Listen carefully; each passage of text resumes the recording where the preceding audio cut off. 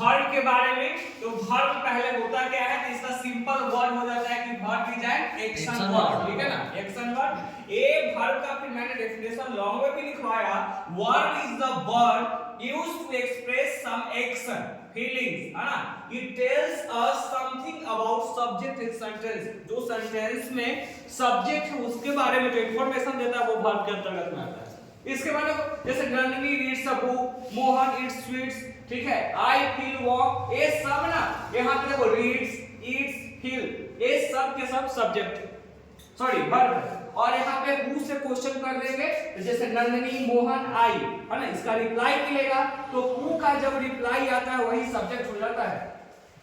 ये देखिए वर्ब को दो मेन भाग, एक भाग को हम लोग बोलते हैं मेन वर्ब और एक है ऑक्सिलरी वर्ब। इसे हम लोग हेल्पिंग वर्ब के नाम से जानते हैं। जब मेन वर्ब है इसको दो भाग में बांटा है, एक फाइनाइट वर्ब, एक non finite verb. Finite verb किसको कहेंगे, तो वैसा वर्ब जहां पे सब्जेक्ट के अकॉर्डिंग, है ना, सब्जेक्ट के अकॉर्डिंग उसमें परिवर्तन आता है उसे हम फाइनाइट कहते हैं, और सब्जेक्ट के अकॉर्डिंग अगर वर्ब में कोई परिवर्तन नहीं है उसे हम नॉन फाइनाइट कहते हैं, ठीक है ना। जैसे यहाँ पे देखो सनी है तो इसके साथ इज का प्रयोग किया है, आई है तो इसके साथ एम का प्रयोग किया है, दे है तो इसके साथ आर का प्रयोग किया है। इसका मतलब एक सब क्या है, फाइनाइट है, लेकिन नॉन फाइनाइट के केस में क्या हो रहा है, ये लिमिटेड वगैरह उसके अंतर्गत में नहीं है। जैसे देखो आई वांट टू लर्न यहाँ है, ही वांट टू लर्न है, दे वांट टू लर्न, ठीक है, दैट्स ऑल।